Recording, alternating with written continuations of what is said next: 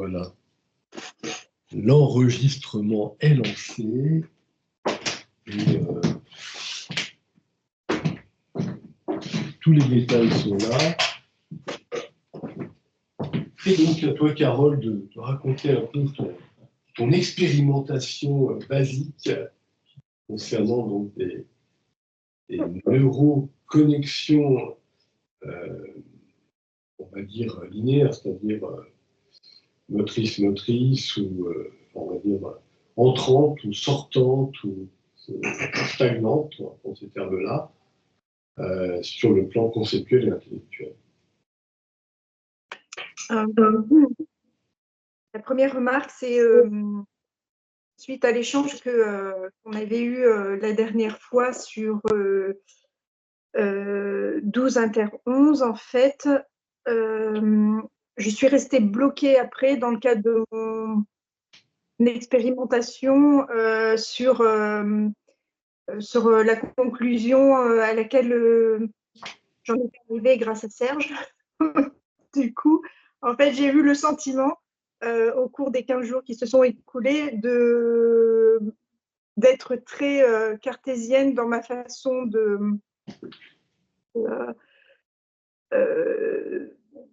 comment dire, de raisonner, de réaliser mon processus d'idées, pas tellement un processus de raisonnement, mais plutôt la façon dont les idées parvenaient. Et donc ça reprenait systématiquement la conclusion à laquelle on était arrivé avec Serge. J'ai pas réussi à sortir un petit peu et d'observer autre chose, d'observer d'autres mouvements. Je pense que j'étais focalisée sur sur les mots qu'on avait mis dessus, mais ceci dit, ça ne m'a pas non plus trop gênée. Ce sur quoi j'ai relativement bien travaillé, je dis relativement parce que c'est toujours pareil, on est toujours un petit peu pris par le contexte familial et autres, c'était vraiment le dernier point, 8 inter 13. Alors je lis mes notes hein, parce que comme ça je serais incapable vraiment de donner les neurofonctions qui sont concernés. Voilà, qu'est-ce qui sort de ma bouche de façon automatique? Et j'avais déjà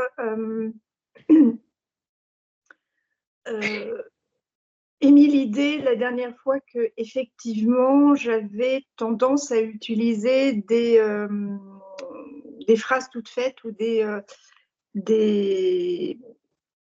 comment dire, des expressions que l'on rencontre régulièrement dans les familles ou dans le milieu professionnel. Et je me suis attachée à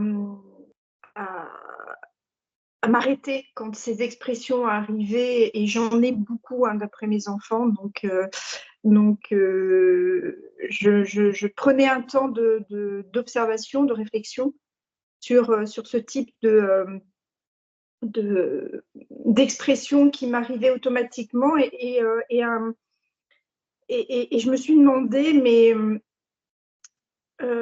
il y avait une sorte de terreau culturel, peut-être familial, qui était assez présent. Et pendant longtemps, j'ai cru que c'était une forme de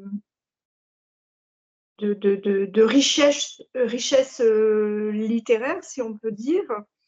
Et puis en fait, j'essayais d'analyser ou de me mettre à la place de quelqu'un qui ne parlerait pas très bien le français, ce que ça pourrait représenter pour lui d'entendre ses réflexions à tout bout de champ, des fois les unes mises à la suite des autres. Et je me suis attachée, donc du coup, à remplacer ces expressions automatiques un peu faciles par des choses beaucoup plus détaillées avec mes propres mots.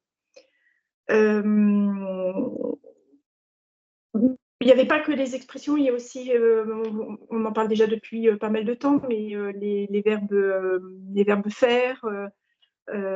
Et puis, dans mon milieu professionnel, on fait référence à des textes systématiquement. Et donc, j'ai aussi essayé de remplacer tous ces...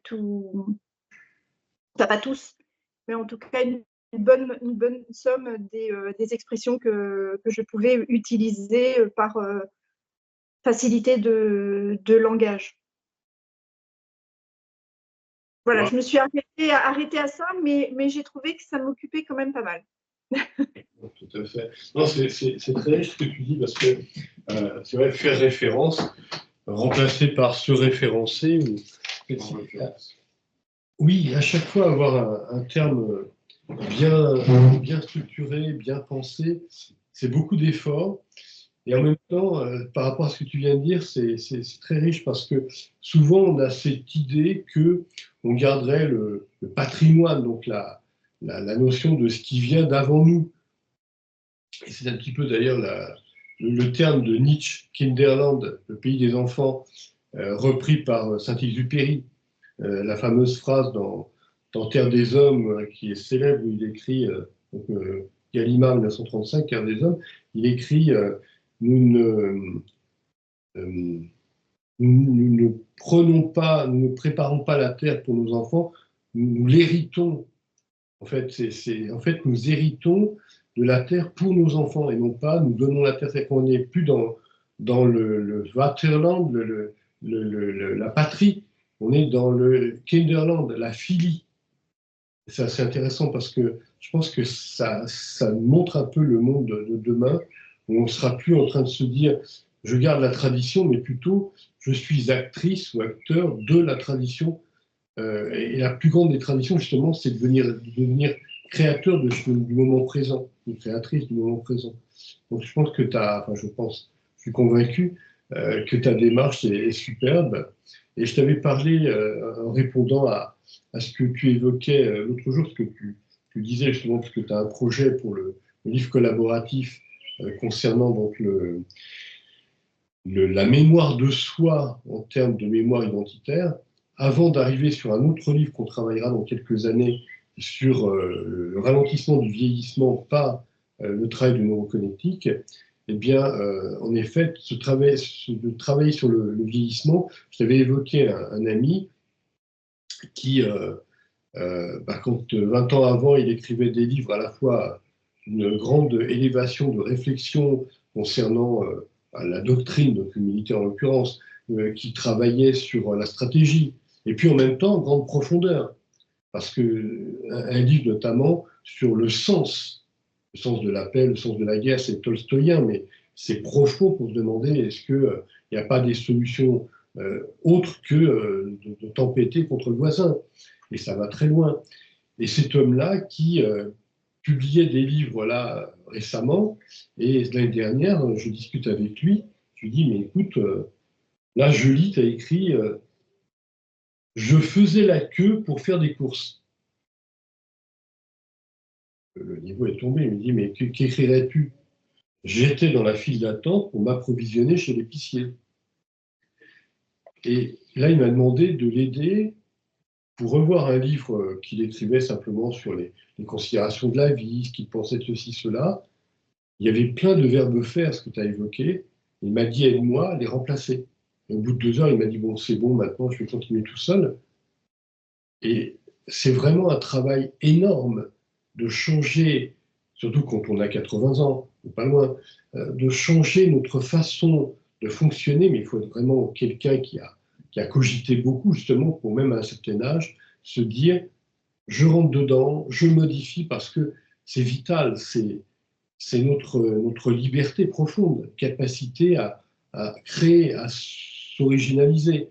Comme tu l'as dit un petit peu avant, même à oser des termes qui vont un peu étonner, mais qui vont être surtout la possibilité non seulement d'être soi, toi-même qui crée des termes à toi, mais pour les autres, ça donne modèle, ça crée modèle, de se dire, moi aussi j'ai droit d'originaliser, de créer mes termes à moi.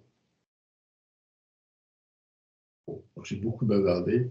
À Amaury de nous raconter un peu ce que tu as pu découvrir. Ajouter quelque chose. par rapport à ce que tu disais, où effectivement, on avait peut-être le sentiment d'être comment dire, dans un héritage culturel avec les expressions du passé, ou pas seulement les expressions du passé, mais ces expressions toutes faites. Et c'est vrai que j'avais souvent tendance à dire, mais tu connais pas l'expression, mais enfin, c'est tout un pan de notre culture, de notre littérature que tu ne connais pas. C'est quand je discutais avec mes enfants. Et, et finalement, je me suis rendu compte que c'était plutôt moi peut-être qui était en pauvreté sur le plan littéraire. Donc ça a été aussi une petite claque. Et, Là, j'ai observé la main de Serge quand tu as dit expression toute faite, mais exactement, c'est toute prête, voilà, par exemple. Mais ce que tu viens de dire, il y a aussi, je me souviens d'un homme absolument délicieux, informaticien de haut niveau, qui était dans le groupe de Don Collectif numéro 2, donc il y a des années avant maintenant. Et lui m'avait dit, oui, mais ce sont les expressions, faire semblant, faire valoir, même, comment dit-on aussi dans certains métiers, faisant fonction d'eux. Voilà, quelqu'un faisant fonction, bon, etc. Donc évidemment, donc, on a des expressions et on se dit, bah, c'est l'expression, je dois la respecter, et finalement, si je la respecte, est-ce que ça en vaut la peine ? Est-ce que je me respecte ? Par exemple, est-ce que je me respecte ? Oui. Est-ce que je respecte surtout, je vais plus loin, la liberté d'oser ? Je pense que ça va très loin. Donc oui, ce que tu dis, c'est très important.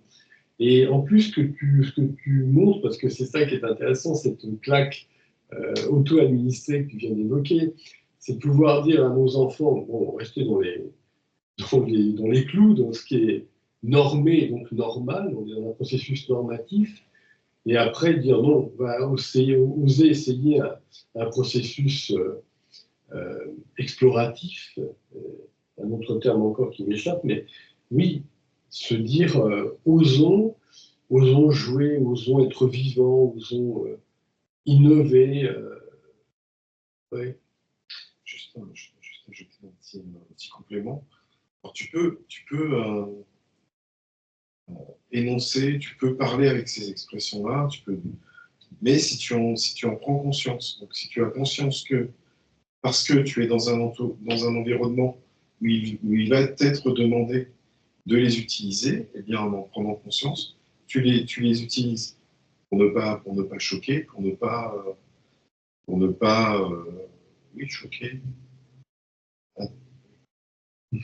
J'ai pas d'autres verbes qui va choquer pour l'instant. Et pour ne pas perturber. Ah, voilà, c'est beaucoup mieux. Me perturber. Voilà, me perturber si tu veux. Et à ce moment-là, en étant présente et présent à ces mots, pas de problème.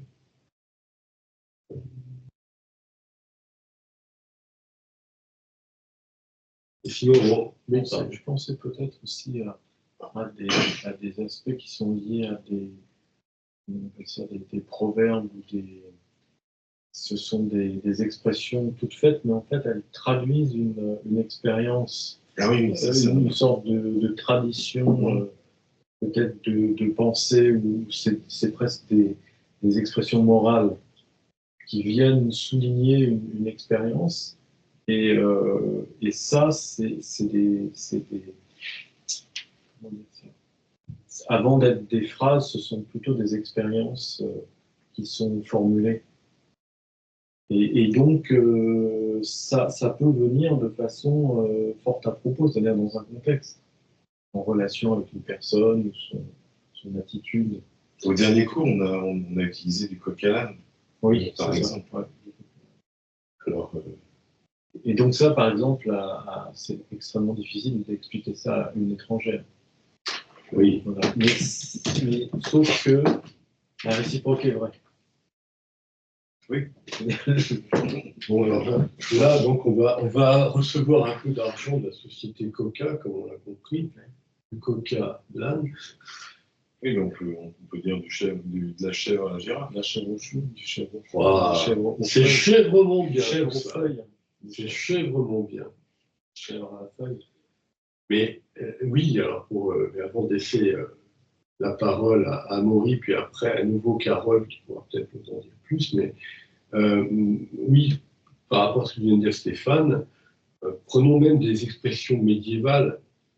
Je trouve joli le sens de sous-jacent avec des verbes qui étaient placés devant, derrière, ou des adjectifs pareillement, ou auprès de ma blonde, mais même aussi la belle au bois dormant, plutôt que la belle dormant au bois. Et de temps en temps, je m'amuse à créer des phrases avec des mots modernes en inversant cette façon-là. Et là, les gens me regardent. Ah oui, si je dis pas, c'est pas mon voisin allant au marché, mon voisin au marché allant. Oui. Et ça, c'est bien aussi parce que l'objectif, finalement, c'est de réveiller notre intelligence, j'ai envie de dire la conscience, mais notre conscience, mais en passant par notre intelligence créative, parce que dans le monde dans lequel nous allons rentrer très vite, les années 2030, 2040, 2050, le monde de l'intelligence artificielle, des robots, si nous, on n'est pas capable de créer, on est mort, on n'est plus rien. Donc, on a intérêt vraiment à nous entraîner. C'est du cadeau pour nos enfants, nos petits-enfants, nos petits-enfants. S'entraîner à ne plus, justement, répéter machinalement, mais plutôt, comme vous l'avez dit, Serge et Stéphane, répéter en conscience et répéter ce qui a sens en pouvant justement expliquer pourquoi on le répète, parce que ça a tel sens. Oui, puis tu l'as dit tout à l'heure, c'est aussi jouer avec le jeu de mots.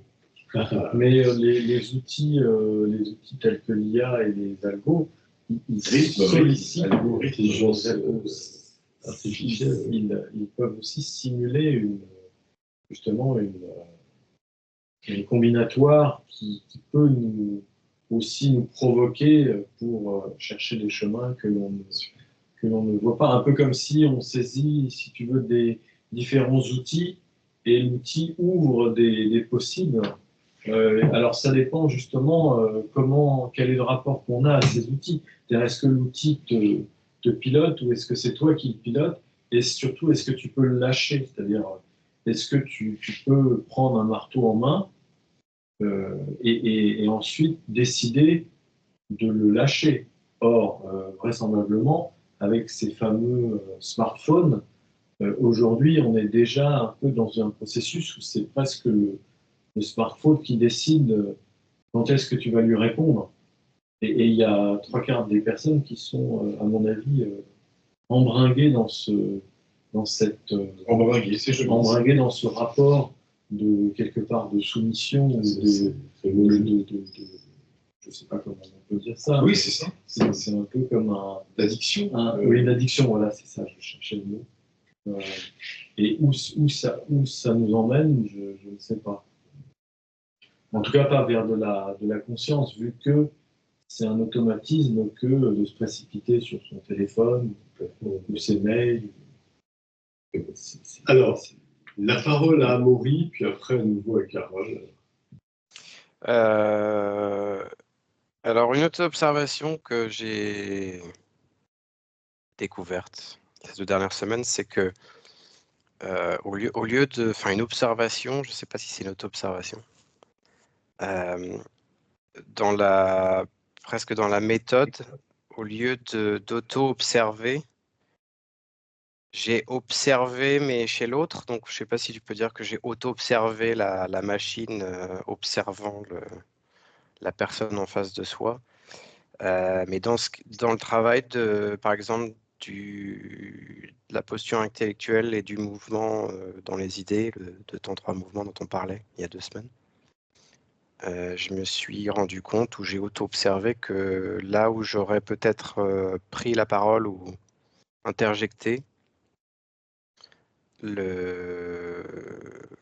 j'ai pris le contrôle de ma machine pour être dans une écoute plus attentive et en fait suivre le mouvement de la pensée. Donc c'est plutôt une observation de la posture intellectuelle et du mouvement d'idées chez les personnes qui me parle ou avec qui je parle, et qui me donnait l'impression d'avoir une écoute plus profonde, plus active, ce qui était pas forcément recherché, mais que j'ai découvert. Et ce qui donnait une sensation un peu de contrôle,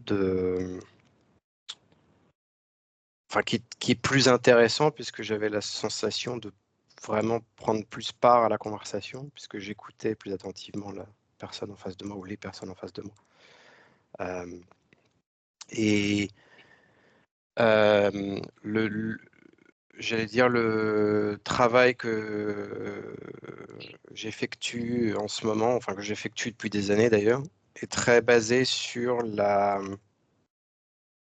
l'absorption d'informations et la régurgitation dans une forme beaucoup plus, on va dire, simplifiée, concise, en gros pour parler à des gens qui ont une attention très très limitée sur énormément de problèmes, et donc qui ne peuvent pas t'écouter pendant 3 minutes en train d'essayer d'expliquer un problème. Et donc il faut vraiment être Concis. au point, concis, au point, comme on dit en anglais, to the point. Et donc, alors je ne sais plus si c'était vraiment le mélange de neurofonctions dont on avait parlé, mais le mélange entre on va dire la posture intellectuelle ou le fil des idées et la représentation visuelle. Je suis très. Alors, ce qui est étonnant, ce dont je me suis rappelé en auto-observant ça, c'est que l'ouïe est vraiment la neurofonction la plus facile pour moi à auto-observer. Par contre, quand on est dans le monde intellectuel, je suis très visuel. Et là, c'est vraiment une construction mentale immédiate. Quand j'ai une conversation sur un sujet complexe, il se construit une métaphore avec que ce soit une maison avec des pièces, une cuisine, ou une voiture avec un carburateur et un coffre et des portes. Et très rapidement, ce que j'observe, c'est que je prends le chemin d'idées dans une conversation, ou mon chemin d'idées, et je le mets à côté avec une représentation visuelle pour essayer justement de simplifier ou d'expliquer plus simplement ou rejouer plutôt la conversation, parce que beaucoup de conversations dans lesquelles je dois comprendre pour ensuite régurgiter, donc je dois vérifier ma compréhension. Donc étape 1, écouter, étape 2, construire un modèle mental, étape 3, rejouer les idées à travers cette construction probablement visuelle dans mon cas. Étape 4, écrire sous forme concise. Et donc, il y a un chemin mental très... Et la complexité dans cette auto-observation, c'est que ça se traduit pas en une conversation de 5 minutes. C'est un chemin qui dure parfois plusieurs jours, parfois plusieurs semaines.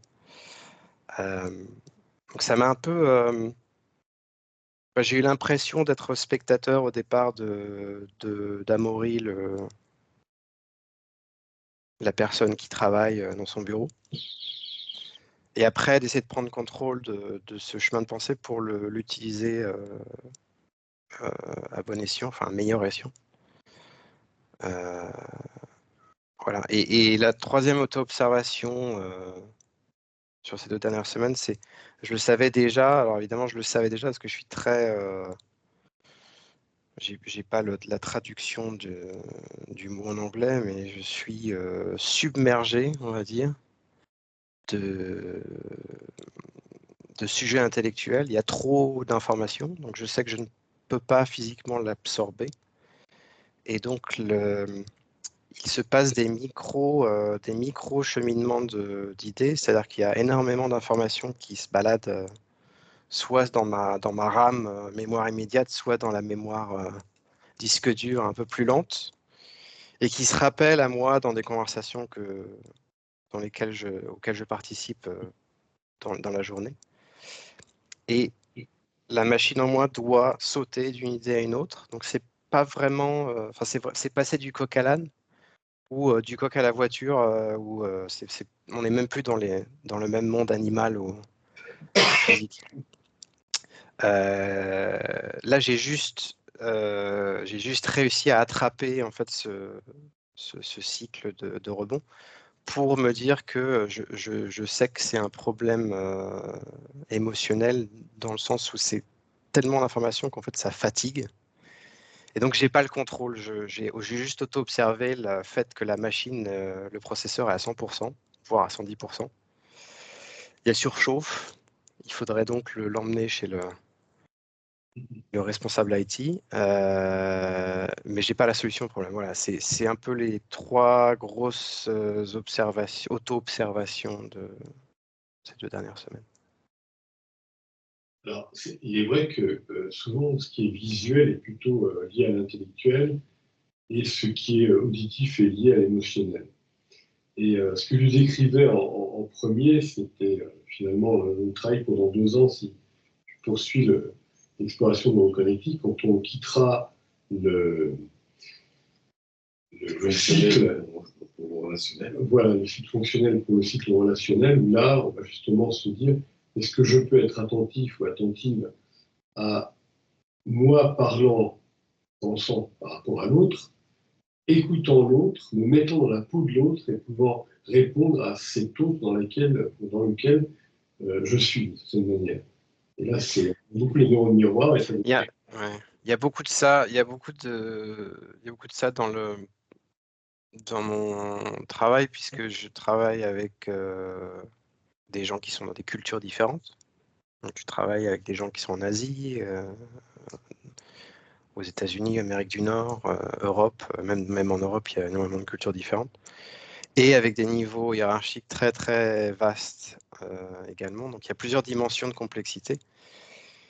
Et en fait, tout ça crée une espèce d'explosion nucléaire d'idées qui est très... et ça me rappelle d'ailleurs que j'ai attrapé quelques moments pendant les journées de travail où le chemin intellectuel est tellement complexe, et j'en avais parlé avant, je crois, que je me suis attrapé, j'ai auto-observé le regard part au loin, la vue en fait ne regarde plus rien, et mon interlocuteur me regardant, disant qu'est-ce qui se passe, Amaury a bugué. Et en fait, c'est juste que je ferme les sens pour vraiment arriver à jouer cette image mentale, tout en parlant à la personne. Donc, il y a vraiment un... Ouais, je ne sais pas quoi en faire, mais... Pardon, je ne sais pas quoi en tirer ou en pousser. Voilà.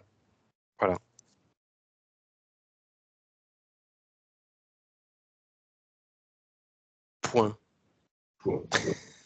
Riche et point, merci personnellement, j'ai rien à ajouter. Je pensais que tu as prononcé 2 fois le mot contrôle. Il y a aussi une décision chez toi au début. Donc, si c'est pas trop un contrôle, il y a une décision qui est prise de passer à l'écoute. Et je me disais, après que tu nous aies exposé tes expériences, je me disais que tu auto-observais tout de même ce qui se passait, puisque tu passais de l'observation, je veux dire l'écoute attentive de l'autre, donc en entrée. Et donc, toi, il y avait une auto-observation de ce que le cheminement d'idées des autres allait te donner chez toi en termes de cheminement, en termes, tu en as parlé tout à l'heure, donc en termes avec humour, tu as dit mémoire courte, mémoire disque dur. Et donc, qu'est-ce que toi, ça t'amenait à travailler avec ce que les autres te donnaient. Voilà, donc il y avait bien cette entrée, alors sortie, oui, mais pas sortie peut-être par les mots, peut-être qu'après, c'est une sortie qui venait par les mots, mais il y avait déjà une sortie en termes d'idées, peut-être du 12, de la neurofonction 12, en termes d'idées récurrentes, en termes d'idées en mouvement plutôt, la neurofonction 11. Voilà. Donc tu étais là-dedans. Observation, observation.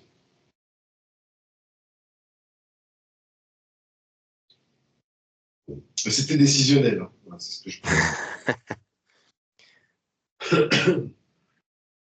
Alors sinon, Carole, est-ce que tu poursuis ton propos d'avant ou pas? Non. Un petit coup d'œil vers Stéphane. Oui, peut-être je peux ajouter, moi j'ai tenté une expérimentation comme j'ai constaté ma difficulté à écouter l'autre, écouter les bruits, écouter tout simplement. En fait, ce que j'essaye de mettre en route, c'est une transformation, c'est-à-dire, par exemple, j'entends un bruit et j'essaye de le traduire en fréquence que je visualise. J'essaye de mettre en route cette pratique. Et alors, paradoxalement, c'est beaucoup plus facile pour moi à partir des mots. C'est-à-dire que si, par exemple, j'écoute Serge, ou je vous écoute et que je visualise les mots qui sont prononcés, de façon assez facile, je peux connecter le sens qu'il y a derrière les mots, avec des instantiations, d'exemples. Et alors, c'est assez drôle parce que ça marche bien sur la visualisation fabriquer des mots que je refabrique en fait si on les prononce. Mais par contre, sur le son, ça fonctionne très mal. C'est-à-dire ça, c'est très difficile. Alors que en termes de présence, je suis capable d'être présent au son de façon séparée. Voilà, c'est assez surprenant. Intéressant, oui.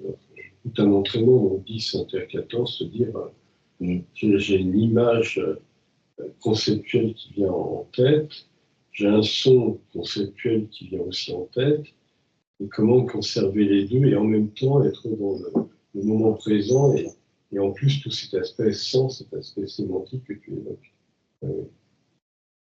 Donc vraisemblablement, il y a l'aspect réseau sémantique qui est très développé, mais le pendant, le pendant culturel lié au son n'est pas développé. Alors peut-être que ce qui serait nécessaire, c'est peut-être d'apprendre à lire des partitions, ou je ne sais pas, trouver un système de codage, et puis l'activer à chaque fois qu'il y a un son, ou peut-être des courbes, je ne sais pas trop, ça me questionne en ce moment. C'est pas très grave.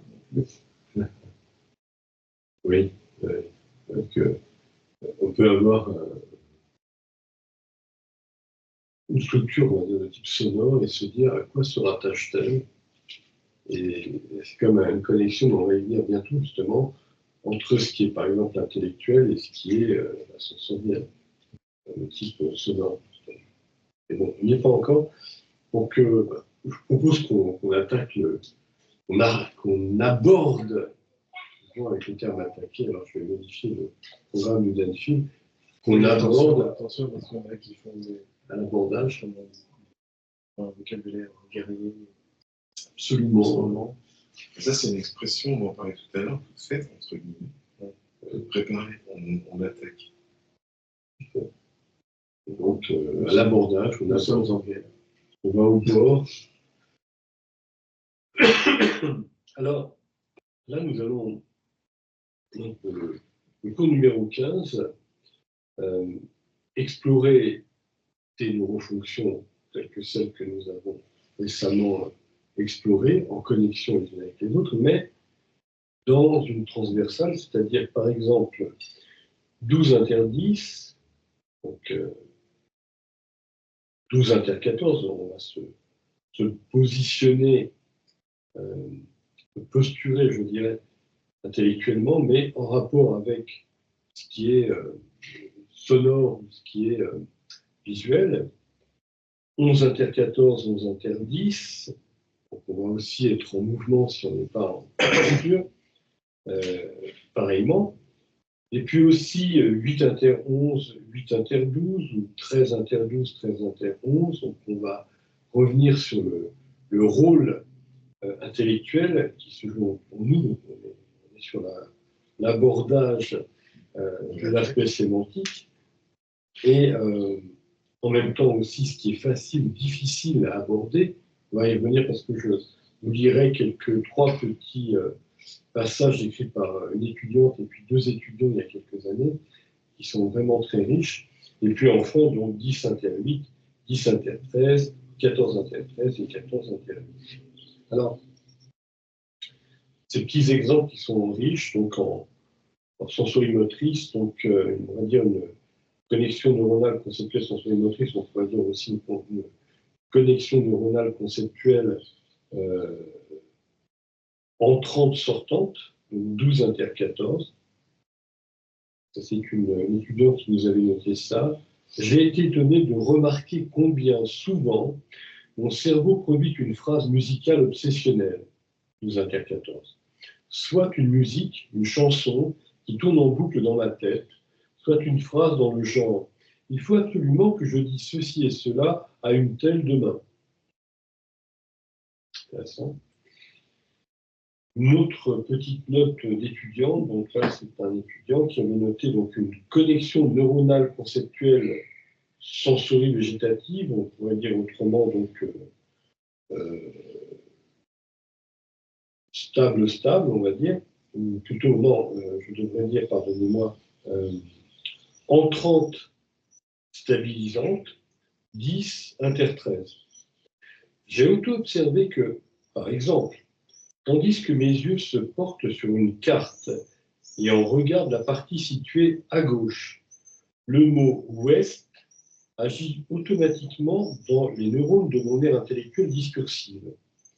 Cette association automatique entre à gauche et ouest, activée depuis la contextualisation de la carte géographique, me rappelle l'effet Stroop en neurophysiologie, en neuropsychologie, pardon.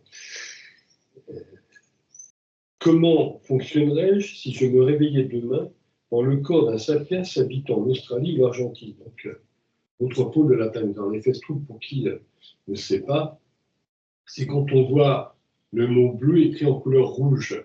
Et c'est là qu'on lit vite et qu'on va dire ah, il a les yeux rouges. Non, pardon. Il a les yeux bleus, mais c'est écrit en rouge. Alors, une dernière petite remarque, toujours dans le livre de référence, donc Neuroconnectique, enseignement destiné aux étudiants de premier cycle et aux chargés de travaux dirigés de Neuroconnectique. Donc, connexion neuronale conceptuelle, donc sensorie-végétative, donc 10 inter 13 et 10 inter 8.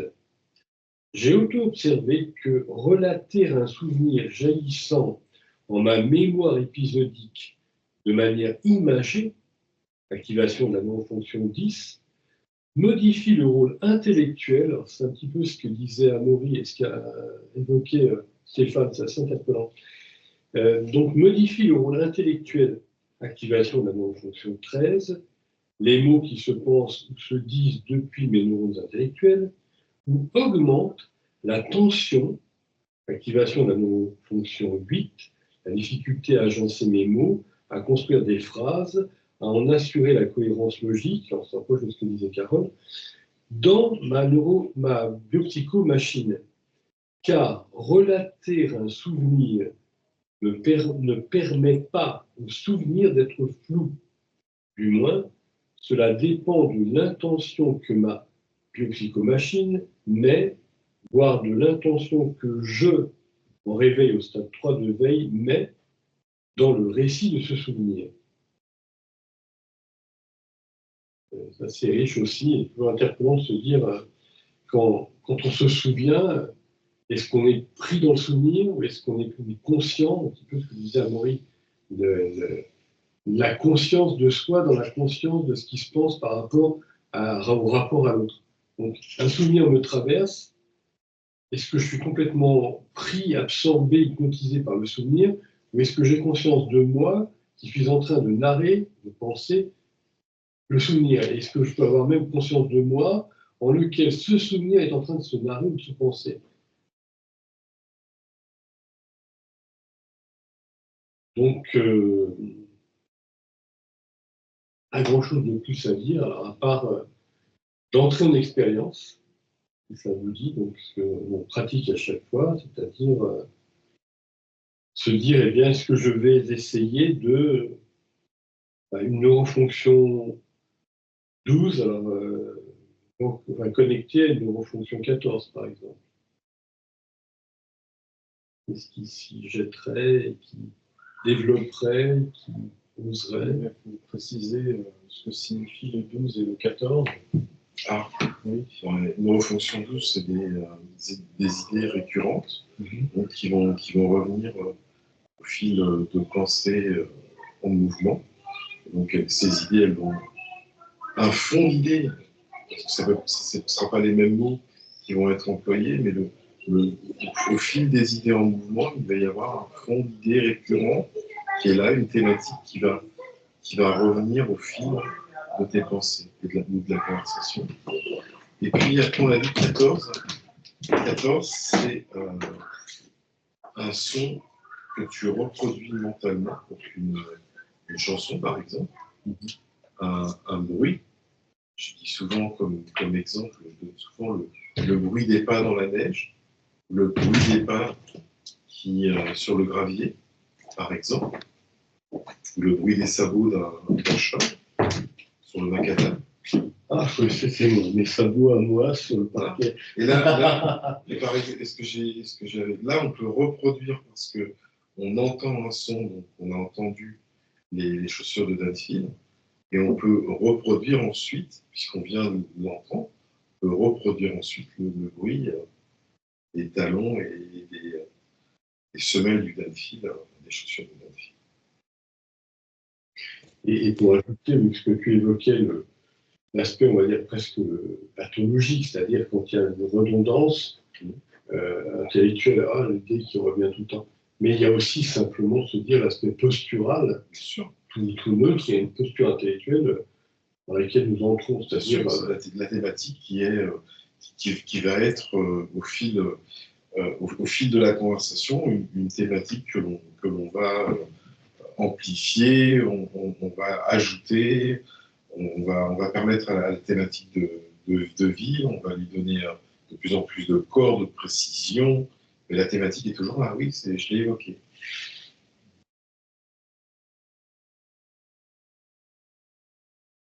Moi, ça me fait penser vraiment à la... Ça me fait penser. Ça m'amène à penser à l'évolution d'un savoir ou d'une connaissance pratiquée. C'est-à-dire, par exemple, moi, je suis fanat d'aviation, d'aéronautique. Et, par exemple, le passage d'une forme à une loi de relation mathématique me challenge, c'est-à-dire si par exemple je suis capable de décrire structurellement un avion avec ses objets, ses éléments, ce qui m'intéresse ensuite, c'est par exemple comment un élément, mettons l'aile, rentre en interaction avec l'air et comment cette interaction peut être représentée sous forme d'une équation avec le paramètre, je ne sais pas, de la vitesse, sur l'air, la surface de l'aile, avec tel profil qui a tel coefficient de portance et de traînée, et comment tout ça, en fait, se met en scène dans un mouvement. Et donc, le pas suivant, c'est est-ce qu'on est capable de se faire une représentation, d'amener à son esprit une représentation qui est une représentation dynamique du fonctionnement d'un ensemble d'objets en relation mathématisés sous la forme de formule. Donc ça, c'est des choses qui m'intéressent dans la nécessité d'agréger des aspects, mais dans un mouvement.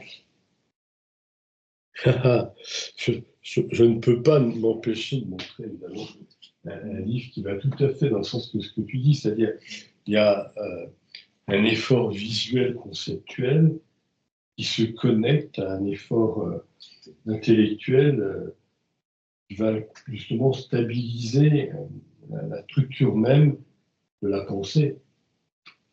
Et alors, pour les amateurs, il y a un chapitre, un article au chapitre de Stéphane dans ce livre-là, qui, évidemment, je vais vers tous les auditeurs de notre chaîne, qui traite justement d'expériences que Stéphane a menées en hélicoptère et en avion pour vérifier des états neuroconnectés. C'est extrêmement riche.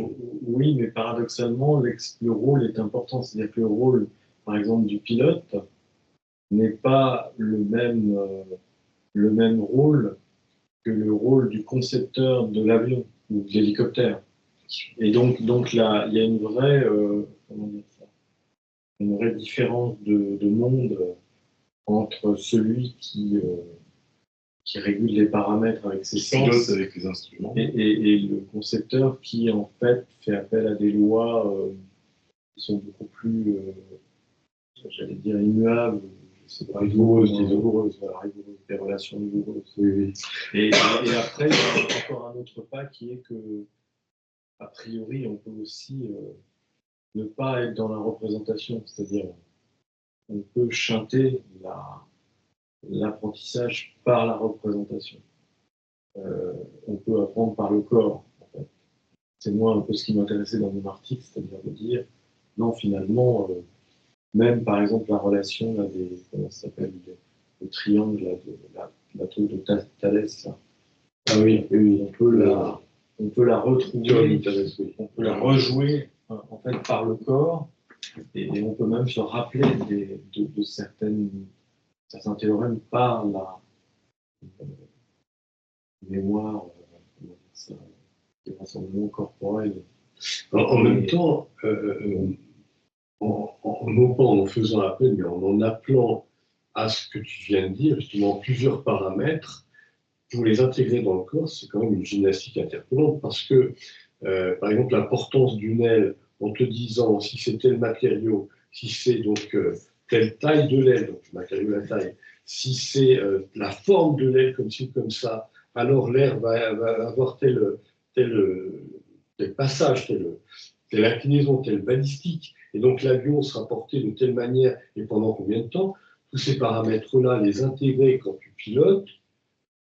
Si le concepteur a pensé tout ça, oui, mais toi, tu es dans un autre monde. Donc, ce que tu dis est aussi une autre perception, j'ai envie de dire, une autre conceptualisation.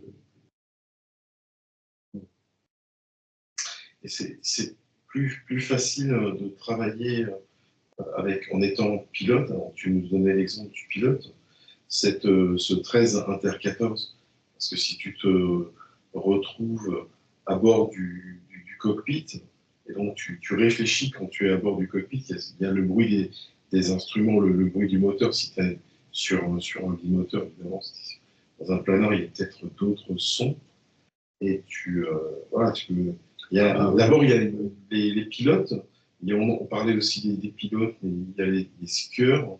Là, on est sur du 10 inter 13, du 10 inter 14, qui travaillent leur descente aussi avec ce genre de neuroconnexion, même s'ils ne savent pas que ce sont des neuroconnexions, mais ils sont conscients de ce travail. Et on est pareil sur les autres. Un pilote de Formule 1 va travailler. Alors, on y reviendra plus tard, je le dis pour vous deux en face de moi, maintenant tout de suite, mais aussi pour ceux et celles qui écoutent notre chaîne de vidéos. Et ils sont nombreux. Une trentaine déjà. Mais, au moins, ce sont les abonnés. Mais, oui, ce qui est important, c'est de réaliser qu'on va travailler bientôt aussi sur des connexions croisées, c'est-à-dire entre, par exemple, ce que vient de dire Serge, on peut très bien travailler sur un plan conceptuel, avec des images ou avec des réflexions, et en même temps sur un plan corporel. On est vraiment à l'écoute, on revient vers Amaury, à l'écoute d'un processus, justement, s'il y a un moteur d'avion, s'il y a, quand quelqu'un nous parle, est-ce que ça va transformer, modifier notre façon d'être dans le fonctionnement du moment? C'est interpellant aussi, c'est comme là dans la vie quotidienne, même ce que disait Carole tout à l'heure, en évoquant la famille, les enfants, on est dans une façon de fonctionner, et soudain, il y a un petit enfant, ou un petit d'ailleurs, qui nous parle et qui nous dit ceci, cela. Ça ébranle ce qui était tranquillement lancé, si j'ose dire, on parlait d'avion ou de voiture de course, mais qui est tranquillement lancé en nous. Il y a un régime à la fois de rôle et à la fois de posture intellectuelle, voire motivationnelle, on y reviendra un peu plus tard, dans quelques mois, mais c'est extrêmement impressionnant. On est là, lancé, puis soudainement, rupture, coupure, et je me retrouve moi-même, et ce moi-même est-il capable à la fois de rester dans la dynamique et à la fois de répondre à ce qui est demandé. Et le pilote qui va penser à ses courses peut être déjà dans son cockpit et il pense à sa course, donc il est dans le cockpit et il peut aussi entendre le son du moteur. Oui, le pilote, il est dans une anticipation très contrainte. Oui. C'est des machines très... C'est un peu comme une voiture. C'est contraint, c'est pas... comment dire, ça fixe l'esprit, ça le met dans un espace géométrique spécifique qui est en 3D. Enfin, c'est pas... justement, la difficulté, c'est que vraisemblablement... est-ce qu'il est possible à la fois simultanément d'être dans un espace comme ça qui est relativement contraint et puis un espace où en fait Oui, c'est pas contraint. Être les deux à la fois. Ça accueille.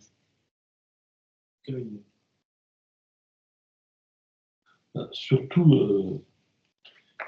dans ce que tu avais écrit, Stéphane, justement, tu évoques à un moment donné ces anticipations. Tu expliques que tu es dans un avion, mais soudainement, tu sais qu'il va y avoir un grand vent qui va se lever. Est-ce que tu résistes ou pas? Est-ce que tu seras au contraire adapté au vent? Enfin, tu vas dans l'anticipation de la contrainte qui est en train d'arriver. Voilà, c'est ce chapitre-là pour qui aura envie de le lire. Donc, voilà, les pages apparaissent. Donc, je reste sur l'ouverture du travail de Stéphane. Et donc, oui, justement, là, on va déjà plus loin.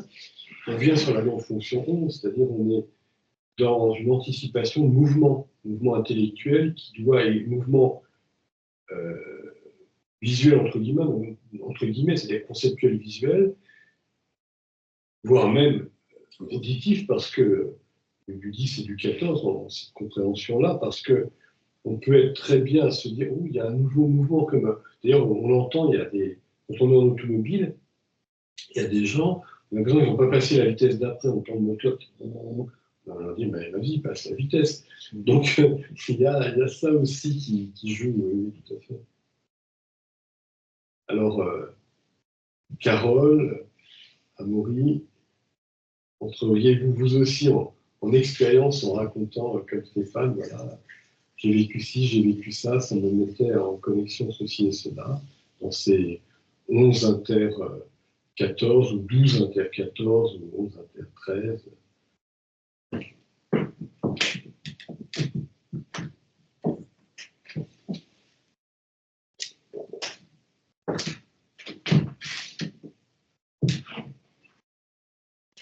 J'ai du mal à trouver des exemples. J'ai vraiment du mal. 11 et fracassant. Quand tu parlais plutôt tu parlais du son, et là où j'ai du mal, c'est vraiment entre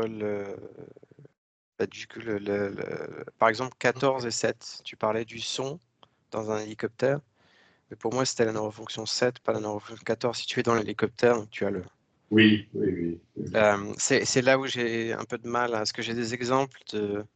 Alors, je ne sais pas si c'est de l'idée récurrente ou de la posture, mais il y a des mélodies ou des jingles ou des sons qui, quand je les entends, quand je me les joue dans ma tête, Je vais me rappeler un moment, je vais me rappeler un événement, je vais me rappeler une odeur, je vais me rappeler un événement sensoriel, ou alors je vais automatiquement chanter le reste de la mélodie parce que je l'ai entendu et réentendu et la machine se rappelle encore une fois dans sa mémoire lointaine.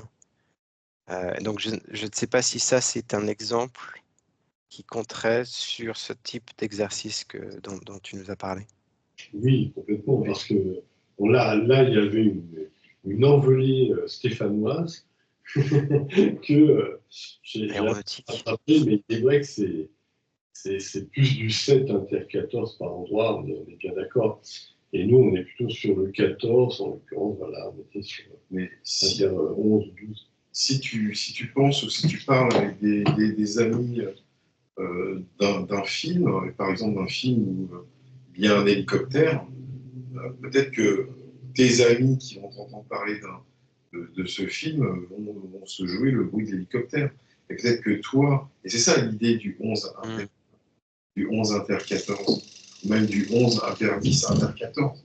Si ça va plus loin, il y a image et son. Et c'est là que ce qu'a dit Stéphane devient intéressant pour le cours d'aujourd'hui, justement. Là, on rappelle, souvenir. Là, j'ai une idée qui me traverse et je vois un billard et des boules de billard qui s'entrechoquent. En mémoire, bien sûr. D'accord, j'allais partir sur un exemple par exemple de réseaux sociaux sur Instagram où je regarde très régulièrement sans le son.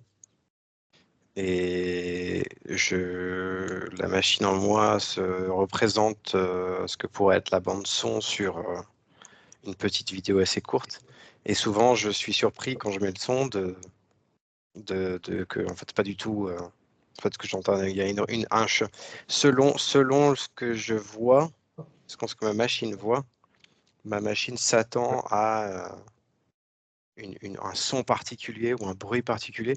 Et alors encore une fois, hein, vous m'arrêtez si c'est pas un bon exemple, mais voir des gens qui jouent sur justement cette anticipation et vont remplacer par exemple un miaulement avec un rugissement ou avec un son de klaxon ou quelque chose d'interpellant qui justement nous fait rigoler et qui fait réagir la machine. Nous fait rigoler, attention. Qui nous amène à rigoler. Qui nous rigolote. Oui. Voilà. Ce qui est intéressant, alors là j'avais un amusement parce que en t'écoutant, c'est un peu le mécanisme qu'il y avait dans mon cerveau. Il y avait le rappel d'où il y a quelques minutes j'ai dû fermer la fenêtre parce qu'il y avait Thaïs, la petite fille de la maison d'en face, qui parlait, elle revenait avec ses parents, et je me dis, voilà, ça va créer du bruit dans la vidéo. Et en même temps, évidemment, se pensait en moi, Thaïs, ce prénom, c'était Thaïs, c'était la dernière compagne d'Alexandre le Grand, qui est devenue ensuite l'épouse d'un de ses meilleurs amis, un de ses plus grands généraux, qui était Ptolémée. Et puis ensuite, elle devient la reine d'Égypte. C'est assez interpellant de la petite fille, le souvenir du son, et en même temps, le souvenir de la réflexion qui va à côté. Voilà. Mais ça se colle à ce que tu viens de dire.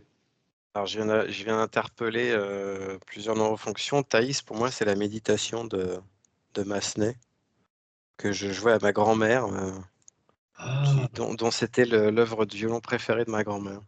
Donc, j'ai un rappel mental de moi en train de jouer du violon il y a 20 ans. Je n'avais pas entendu ce nom depuis très longtemps. Mais là, c'est vraiment la connexion entre le mot ou l'idée qui se formule sans être formulée et la connexion avec cette image, ce son qui vient en plus. Et le rôle, ouais, c'est vraiment beaucoup d'interconnexion, effectivement. On peut les percevoir en effet deux par deux, donc là, on va dire le son mémorisé qui revient en mémoire, donc les chaussures de David. du 14. Donc du 14, juste à côté apparaît du 12, et puis on peut avoir en même temps du 14 et du 13, et du 12 et du 13. Et puis on peut avoir évidemment le jeu mathématique d'associativité entre les deux blocs. Oui. Alors, Carole, aurais-tu quelques illustrations? Je t'invite simplement parce que tu as la tête coupée par là, donc peut-être qu'on va descendre quand tu as mis exactement. Là, tu redeviens vivante. Juste pour rebondir sur ce que l'échange que vous venez d'avoir avec Amaury, moi, Thaïs, ça m'a fait penser à une technique. Fais penser au message. Ça m'a amené à faire une relation avec une technique. Relation. Oh là là. Du coup, ça me bloque. Donc, à entreprendre un lien avec une technique professionnelle que j'avais l'habitude de réaliser. Donc, c'est vrai que ça donne un peu le sentiment qu'en fonction de certains sons, certains mots, chacun va pouvoir imaginer des choses différentes. Mais c'est ça qui est riche aussi, puisque c'est peut-être aussi ce qui fait toute notre différence les uns des autres. Pardon de faire la différence. Les uns des autres. Qui différencie du message, oui. Les uns des autres. Et sinon, pour une expérience à laquelle je pourrais penser entre les pensées récurrentes et les sons, c'est quand je marche en ville, pas du tout quand je randonne dans la nature, mais quand je marche en ville, peut-être que le son justement de mes pas a tendance à reproduire comme le son du métronome, et ça donne un rythme à mes mouvements internes et les mouvements de ma machine, mais aussi à mes pensées. Et là me viennent très naturellement des idées récurrentes, voire même des idées très répétitives, avec des mots que je répète au fur et à mesure de mes pas. Ça, je l'ai remarqué assez souvent. Et puis, un bruit peut-être interpellant dans la rue ou le chant d'un oiseau va tout de suite me sortir de ce mouvement très, comment dire, très, j'allais dire sphérique, parce qu'en fait, ça fait un peu un sens de ça fait, ça fait pas, non, c'est un sens de, comme cela, en tout cas dans la pensée telle que je l'imagine. Et ça me sort de ce mouvement, et ça va me permettre de m'accrocher éventuellement à une autre idée, ou au contraire de remettre en action des neurofonctions qui ont été endormies dans ce mouvement qui est vraiment interne et qui est un peu sclérosant. Et notamment, alors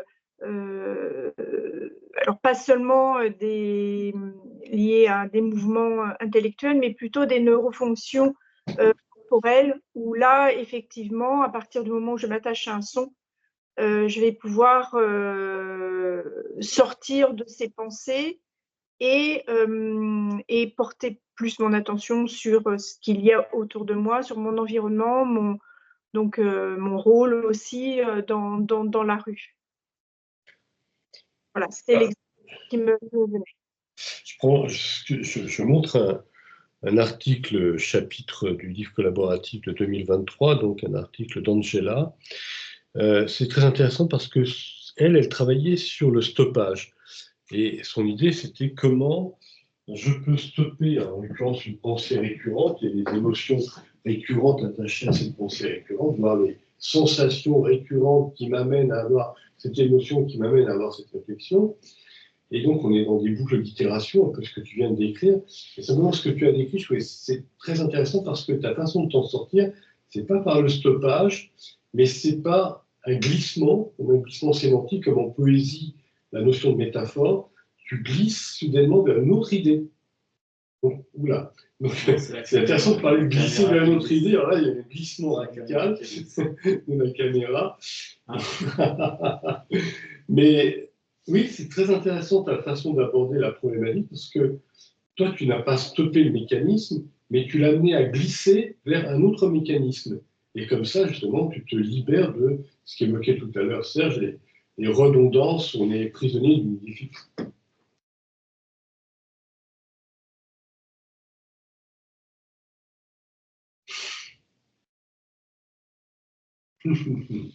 Bon, nous sommes à plusieurs à avoir la main sur le front, enfin sur le front, pardon, sur le menton ou sur le...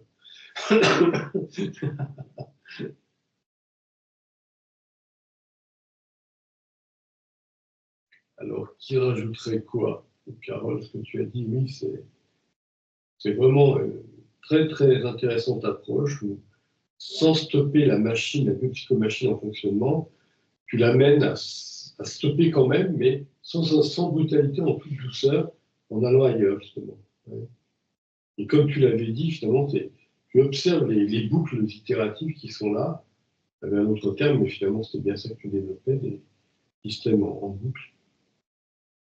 Mais en même temps, je ne cherche pas forcément à stopper ces pensées récurrentes parce que dans le rythme que je m'impose, dans la marche et dans les pensées, c'est quelque chose qui me berce ou au contraire justement qui me donne ce fameux rythme de marche.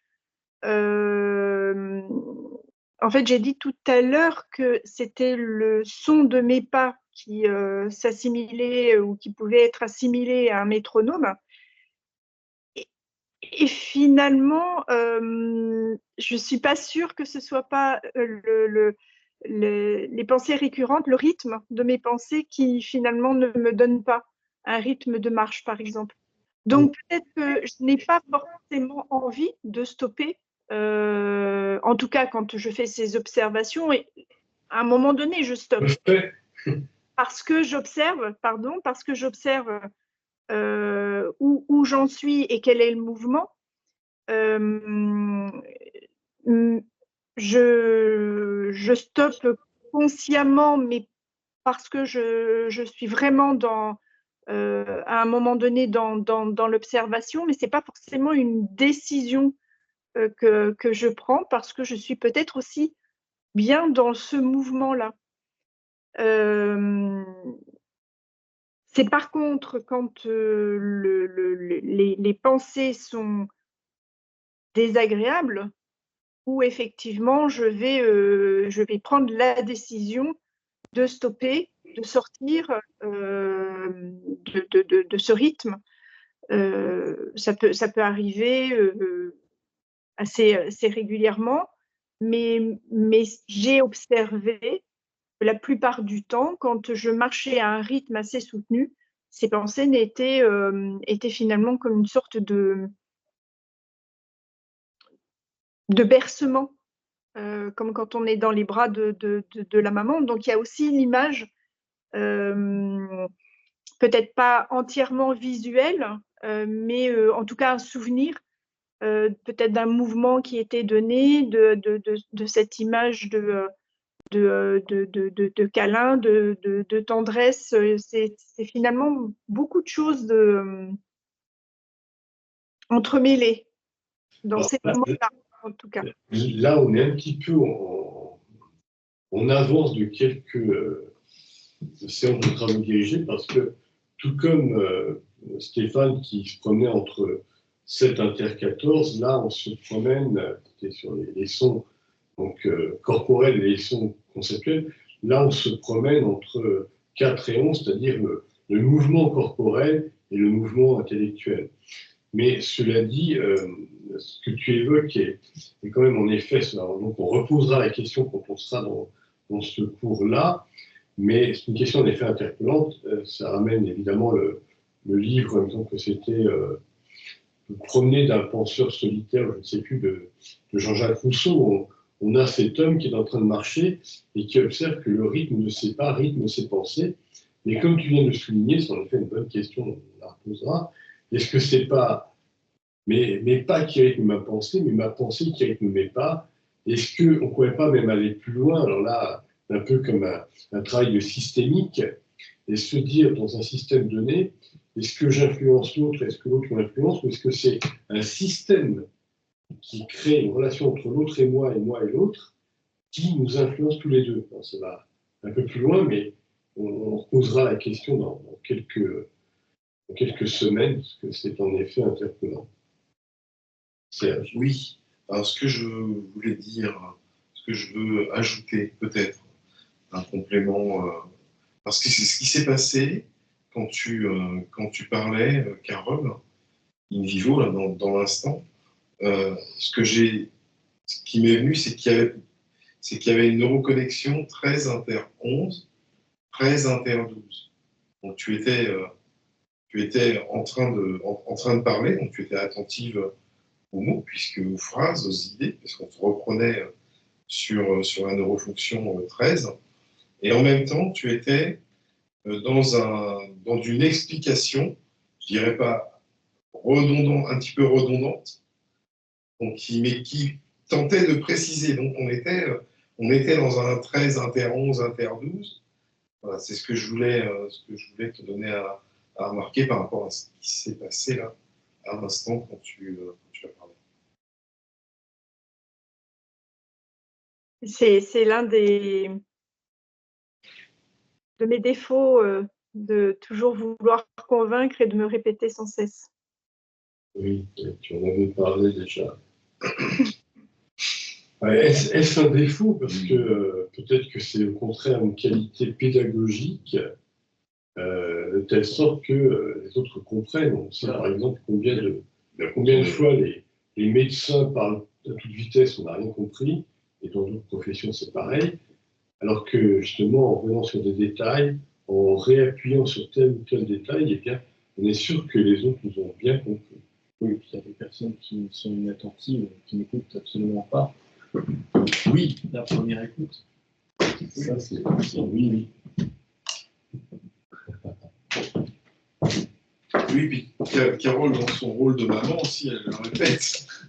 Mais oui, tout à fait. Donc, Carole qui vous évoquait la tendresse justement des mamans, justement, et même des mamans qu'on a pu avoir, d'être maman soi-même, oui. En effet.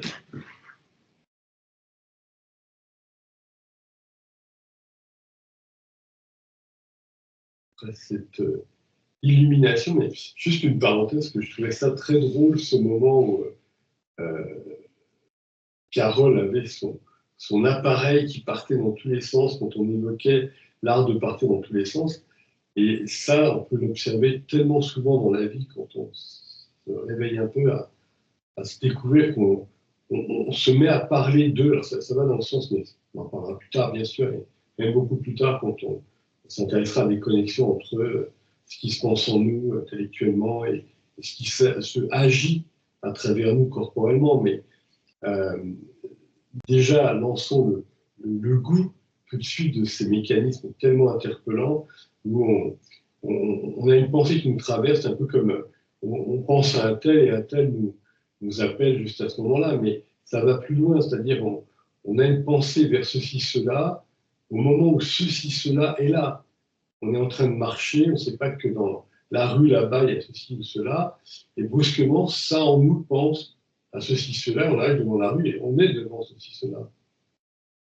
Juste une petite ouverture vers des moments où on peut être très très conscient de nous et de tout ce qui est en train de se produire entre ce qui se pense en nous, pourquoi ça se pense maintenant, ce qui s'émeut en nous et puis ce qui arrive à nous. Je vais revenir sur ce qu'on a dit tout à l'heure sur les phrases préparées, les mots à la mode. Il y a eu un exemple qu'a donné tout à l'heure Stéphane, quand il a dit « Je suis un fanat d'aviation ». Donc fanat, ça vient d'où? C'est pour éviter certains insectes terribles qu'on appelle des tiques. Des tiques de langage, pardon, des fanatiques. Voilà, ça c'est un exemple. Ces fameux mots à la mode. Parce que ça nous plaît, parce que ça nous rend plus rock, plus à la mode. Plus à la mode. C'est pour ça que aussi ta réflexion, Carole, un petit peu avant, et puis ça, ce que tu disais à Carole, c'est que parfois il est bien de garder des mots à la mode, mais de pouvoir en être conscient, pouvoir les expliquer. Exact. Ouais. Là, c'est pas je rejette le mot, c'est pas je m'y attache, mais c'est entre les deux. C'est-à-dire, tu peux l'exprimer, mais de façon désidentifiée. On viendra justement. Je sais que je l'emploie. Oui. Là, il n'y a pas de...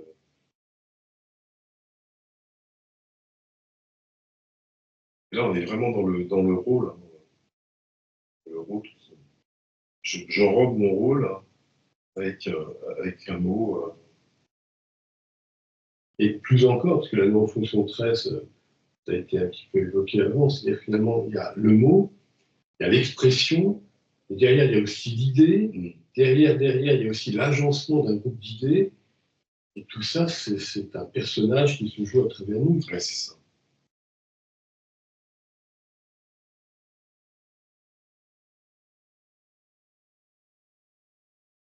Alors, je sais pas, tu as donné une cascade de neuroconnexion. Beaucoup de travail d'un coup. Il y avait du 8 inter 11, 8 inter 12. Oui, il y en a qu'on n'a pas travaillé. 8. 13 inter 12, 13 inter 11.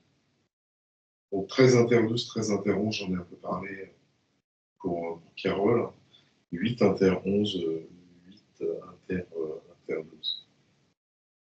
Il est vrai que pour fonction 8, on se rend compte que d'écrire un processus, parfois, est pénible. On ne trouve pas les mots, on cherche les mots. Exact. Au contraire, c'est tellement fluide que, justement, on risque de ne plus habiter les mots. Et là, on revient sur ce qu'on a dit juste avant, c'est pour des mots tout près, du prêt à penser. Et justement, par rapport à la neurofonction 11, ou 12 d'ailleurs, mais se dire est-ce qu'on va être prisonnier dans une posture donnée ou justement se promener en mouvements intellectuels d'une posture à une autre sans cesse, posture intellectuelle à posture intellectuelle, et en même temps, comment observer si cette fluidité va être une embûche, ou au contraire une aide pour justement passer d'une idée à une autre. Comment aussi exprimer une expérience pour l'autre, pour les autres, pour nous-mêmes, avec les mots justes, les mots choisis, pour que l'autre soit à même de comprendre ce que l'on a vécu. Et là, on peut-être, c'est souvent même, on est dans une recherche de mots, et donc là, on va se retrouver en contraction intellectuelle, on pourrait avoir du 8, on va se contracter, donc peut-être on était sur du 11, ça marchait bien, et tout d'un coup, je trouve pas le mot, j'aurais voulu le dire comme ci, dire comme ça. Alors, on remarque que souvent, il y a un premier mot, tout à l'heure ça m'est arrivé, il y a un premier mot, puis un second, et enfin, le mot que l'on cherchait va surgir. Il va arriver, on va pouvoir l'utiliser. Il faut être un peu patient quelquefois. Ça va venir. Ça, c'est très lié au mécanisme de notre mémoire, aussi bien la mémoire à long terme que la mémoire de travail à court terme. On essaie de raconter à quelqu'un ceci, cela, on se rappelle d'un détail, on continue de raconter, puis un autre détail vient, puis on continue encore, puis un autre détail nous revient. Ah oui, puis il y avait ça et ça aussi. Là, c'est un peu ce que tu viens de décrire. On cherche une idée, enfin, j'ai une expression précise, puis au bout d'un moment, le mot va venir, le mot précis, le mot plus concis, précis, clair, précis, concis, adapté. Oui, puis quelques longues minutes. Il est en prière. Oui, je t'observe. Alors, aurais-tu envie de nous dire quelques mots? J'ai une machine qui il est 20h30 ici, là, et j'ai une machine qui, après, j'étais en train de me dire que ça fait... pardon. Je suis fatigué, ça s'entend. Le verbe faire est sorti. J'ai une machine qui s'éteint après 20h, parce que j'ai des journées qui commencent, qui font d'une traite de 8h à en général 8h, 19h. Et il y a un... Qui fondent d'une traite. Les journées qui fondent d'une traite. Qui s'étalent. Qui sont d'une traite ou qui s'étalent. Les journées fondent. Elles fondent. C'est intéressant. Hein. Bon, après, en gros, après 20h15, la machine passe en mode autopilote, comme vous pouvez l'entendre. Où là, il n'y a plus du tout de contrôle il n'y a plus de pilote dans l'avion. J'ai du mal à suivre J'ai du mal à suivre. Mon cerveau s'éteint après une certaine heure de la journée, malheureusement. Et pourtant, si jamais il y a... si ta chère et tendre venait là et t'offre un gros bisou, ou un massage, et soudainement, voilà, plein d'énergie. Et c'est comme ça que nous fonctionnons. Donc, à partir de nos 90 ans, on commence à s'éteindre. Et puis, les petits-enfants arrivent et on a plein d'énergie, par exemple. Je pense que c'est différents niveaux d'utilisation du potentiel intellectuel. C'est comme le potentiel émotionnel. Une session très, très lourde, très intense, durera moins longtemps qu'une session un peu moins lourde, un peu intense. Donc, comme mes journées sont en général une dizaine d'heures comme je le disais, d'utilisation de mes neurones, de ce qu'il en reste de façon très intense. Ça s'apparente un peu à ce type de session ici, où c'est encore une utilisation très intense des neurones. C'est un sujet différent, mais on reste dans l'intellectuel. Et c'est une énergie différente, en fait. Il y a un épuisement du capital intellectuel dans ma machine. Il y a besoin de rebrancher le smartphone pour remonter la batterie qui me dit là, tu es sous 10%, il faudrait peut-être commencer à penser à recharger, aller manger, changer l'activité, par exemple, un peu plus d'activité physique, aller marcher, aller regarder les arbres au fond du jardin pour nettoyer la mémoire vive et puis recharger la batterie. Dans 2 séances, on revient encore. Voilà, exactement. Donc, ce sera intéressant, interpellant. Et surtout quand tu auras ce qui est corporel connecté à ce qui est intellectuel, conceptuel, ce qu'on a un petit peu évoqué aujourd'hui, par 2 fois. D'ailleurs, c'est quand même intéressant. C'était chez Stéphane, mais aussi chez Carole, comme une sorte de...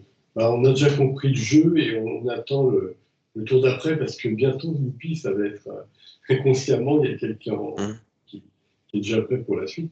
Et donc, à toi, Amaury, à ta façon, tu dis, bon, j'attends ça, hein, bientôt.